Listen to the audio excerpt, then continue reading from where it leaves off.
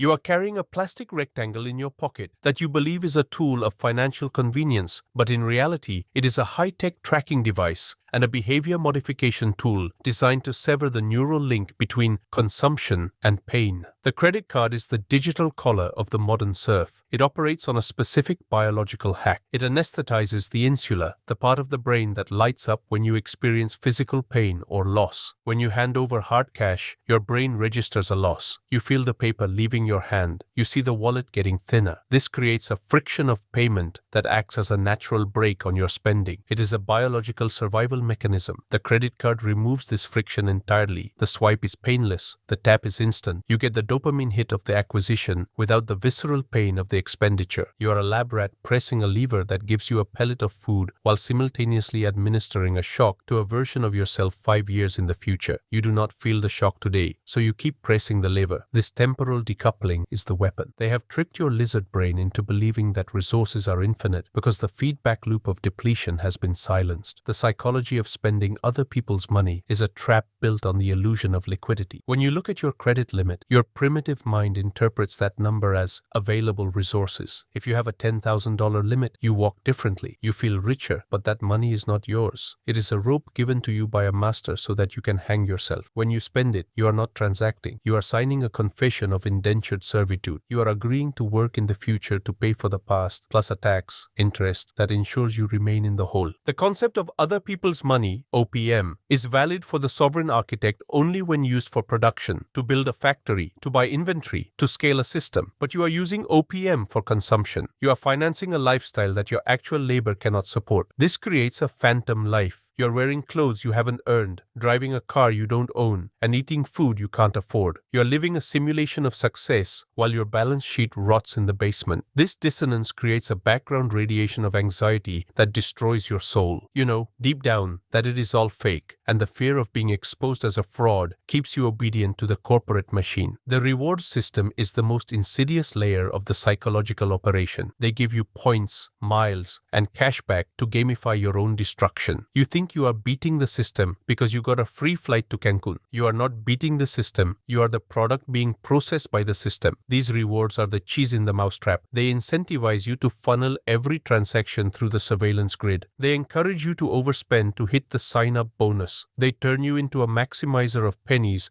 while you are hemorrhaging dollars. The mathematical reality is that the interchange fees and the interest paid by the collective herd vastly outweigh the crumbs they toss back to you. By participating in the points game, you are validating the model. You are training your brain to seek the deal rather than the value. The sovereign architect does not care about 2% cashback. He cares about 100% control. He understands that the psychological cost of tracking categories and rotating cards is a tax on his attention span. He would rather pay cash and keep his mind clear for the resource war than juggle plastic for a toaster. The credit card also serves as the ultimate data harvesting tool for the global panopticon. Every swipe builds a dossier on your life. They know what you eat, where you travel, what medications you take, and what vices you indulge in. This data is not just used to sell you ads. It is used to calculate your risk score. This score determines your access to housing, to capital, and eventually to freedom. The credit score is essentially an obedience score. It measures how well you play by their rules. A high score means you are a profitable host for the parasite. You borrow and you pay back forever. A low score means you are a rogue element. By relying on the credit card for everything, you are feeding the algorithm that judges you. You are building the digital cage that will one day be locked by a central bank digital currency, CBDC. The credit card is the training wheels for the total digitization of currency. They are getting you used to the idea that money is just a number on a screen that can be turned off if you misbehave. The sovereign prefers anonymous, bearer assets, cash, gold, crypto held in cold storage. The credit card is the antithesis of privacy. It is a GPS tracker for your economic activity. The biological impact of the revolving balance is a state of chronic cortisol elevation. When you owe money, you are biologically subordinate to the lender. In the hierarchy of nature, the debtor is the prey and the creditor is the predator. Even if you don't feel it consciously, your sub-brain knows it. You are walking around with a negative resource status. This inhibits your testosterone. It makes you risk-averse. You will not tell your boss to go to hell because you have a minimum payment due on the 15th. You will not take the leap to start your own business because you are terrified of missing a payment. The debt debt acts as a behavioral dampener. It keeps you within the narrow band of acceptable behavior defined by the status quo. The digital collar tightens every time you think about breaking free. The interest rate is the shock. The statement balance is the weight. You are dragging a ball and chain through your life, wondering why you are so tired, why you are so anxious, why you cannot seem to get ahead. It is because you have sold your future agency for a plastic illusion of present power. The illusion of emergency safety is the lie you tell yourself to keep the card. I need it for emergencies. This is an admission of failure. If you need a high-interest loan to cover a flat tire, you have failed at the basic game of resource accumulation. You rely on the card because you have not built the fortress of solitude, cash reserves. The card is a crutch that prevents you from learning to walk. As long as you have the safety net of the credit limit, you will not feel the true urgency to stack liquid cash. You will be lazy. You will be complacent. The sovereign burns the safety net. He forces himself to build a real wall of cash. When you cut the cards, you feel naked. That nakedness is good. It is the cold wind of reality waking you up. It forces you to actually save. It forces you to actually earn. The emergency is just life. Life costs money. Be ready with your own ammo, not borrowed bullets that explode in your hand. You must also understand the hedonic treadmill powered by credit. The plasticity of credit allows you to adapt instantly to a higher standard of living that you haven't earned. You get a raise, and instead of saving the difference, you get a card with a higher limit and upgrade your lifestyle. You are running faster and faster just to stay in the same place. The credit card accelerates this treadmill. It removes the delay between desire and gratification. That delay is crucial for wisdom. When you have to save up for something, you have time to think, do I really need this? Usually the answer is no. When you can buy it instantly, the impulse overrides the logic. You fill your house with junk that gave you 5 minutes of dopamine and 5 years of debt. You are strip mining your own happiness. The sovereign practices strategic delay. He waits, he wants, he evaluates. If he still wants it after a month, he buys it with cash. This restores the value of the object. It restores the dignity of the transaction. The credit card is the tool of the consumer, and the consumer is the lowest form of life in the economic ecosystem. The consumer eats, the producer feeds, the sovereign owns. By using the card, you are identifying as a consumer. You are accepting the frame that your purpose is to spend. You must break this frame. You must view money not as a voucher for pleasure, but as a tool for construction, a tool for warfare. You do not waste your ammunition shooting at shadows. You save it for the kill. The credit card encourages you to spray and pray. Cash encourages you to be a sniper. The psychological shift from what can I buy with this monthly payment to how much of my capital am I deploying is the shift from the slave to the master. The slave asks if the monthly payment fits. The master asks what the total cost of ownership is. The credit card hides the total cost. It highlights the monthly payment. It is a deception engine. Ultimately, the digital collar is a taste of your discipline. Can you handle fire without getting burned? Most people cannot. The statistics prove it. The trillions of dollars in consumer debt prove it. You are not special. You are not the exception. If you play with the snake, you will get bitten. The venom is slow, but it is fatal to your dreams. The sovereign architect looks at the credit card and sees a shackle painted gold. He might use it for a specific tactical purpose, like renting a car or booking a hotel where it is mandatory, but he never, ever relies on it. He treats it like radioactive material. Handle with care, minimize exposure, and wash your hands afterwards. Do not fall in love with the chain. Break it.